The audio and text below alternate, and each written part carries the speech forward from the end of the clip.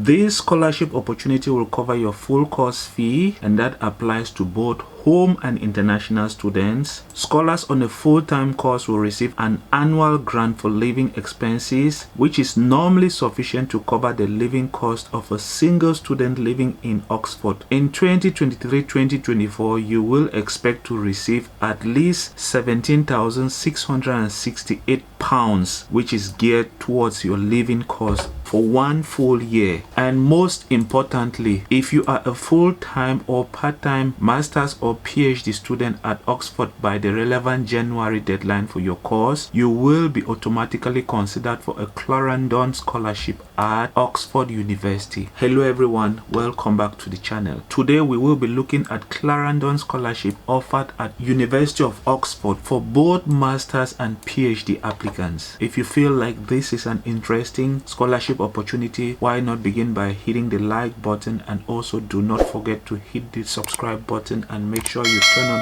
the notification button so that you will always be notified when great opportunities like this one come up on the channel. Now let's get into some details about this scholarship. It says graduate application deadline. By applying for graduate study, you will automatically be considered for a Clarendon scholarship. You do not need to submit any additional documents, and there are no separate scholarship application forms for Clarendon. You must apply by the December or January admission deadline, which is relevant to your course, in order to be considered. Deadline information is available on the course page. Basically, know that when applying to study, do a master or PhD, it doesn't matter the course, any course, you will be considered automatically for Clarendon scholarship.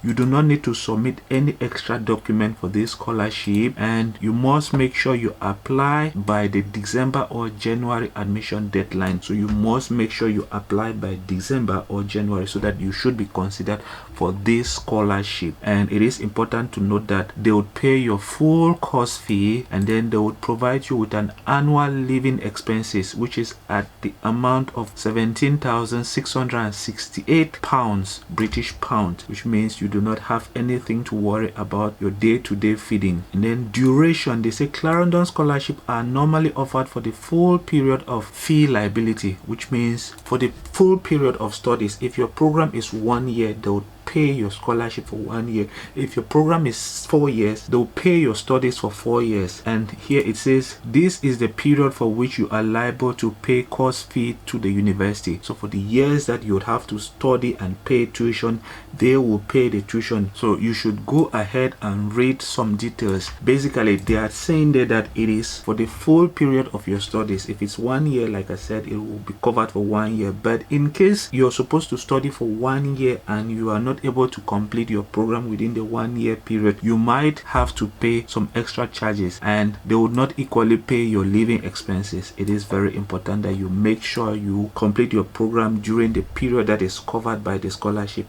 And then they say there is no restriction by nationality or country. Like I said, it is for every national around the world. It says the Clarendon scholars come from across the world, from USA to Australia, Venezuela to Vietnam, and from Norway to Nigeria. Level of study: all full-time Doctor of Philosophy and Master's courses are eligible as long as you have applied by the relevant January deadline for your course. A list of all the graduate courses offered by the university can be found on the course page. So we will look at the different courses, and also, like I said, if you're applying for full-time, part-time, they would cover everything. It doesn't matter. It's not restricted only for full-time applicants or part-time applicants. And then they say here, Clarendon supports scholars from across the university with no restriction on subject, which means even if you are studying African studies, they would pay for your tuition fee. If you're applying for biology, they will pay for your tuition fee. And then other criteria, they say candidates applying to start a new Doctor of Philosophy or Master's course at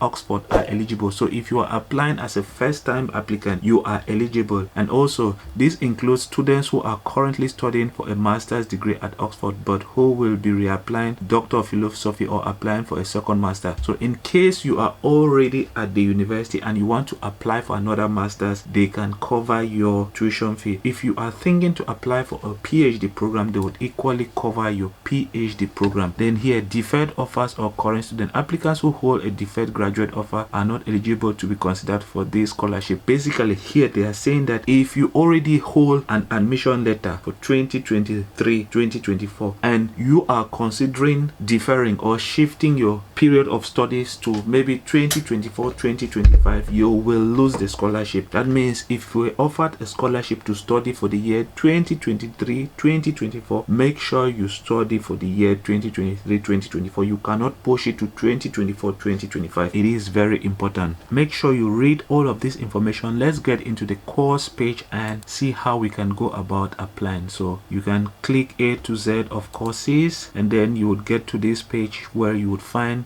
beginning with Advanced Bioscience of Viral Products. It's a full-time program and it's 4 years. There's Advanced Computer Science full-time program and it's 1 year. You have African Studies, which is a full-time program, 9 months.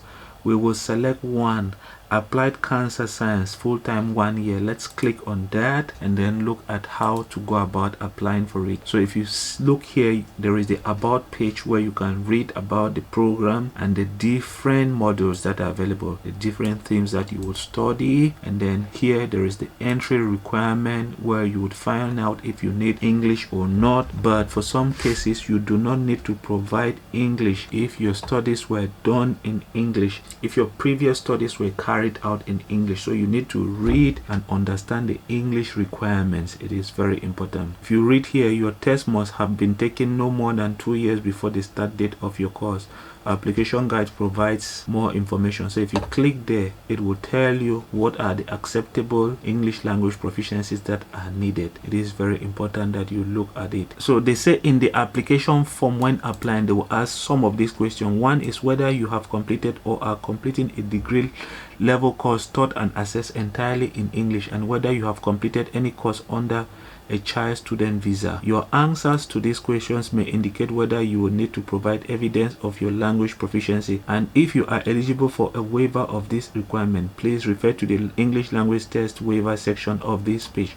Like I said, there is an opportunity for you to waive your English language. Now let's go back and look at the different tabs. There is the funding and cost. If you look here, it says, please note that the deadline for this course makes applicants ineligible for consideration for the Clarendon scholarship. However, the university expects to be able to offer around 1,000 full or partial graduate scholarship across the collegiate university in 2023-2024. You will be automatically considered for any Oxford scholarship if you fulfill the eligibility criteria and submit your graduate application by the relevant December or January deadline. Oxford University has many different scholarships that you can be eligible to apply for in 2023-2024, and you will be considered for any of them. You don't need to submit any separate application. Now, how to apply? Note that there is a £75 application fee, but it can be waived if you are from a low income country, you are a refugee or a displaced person, and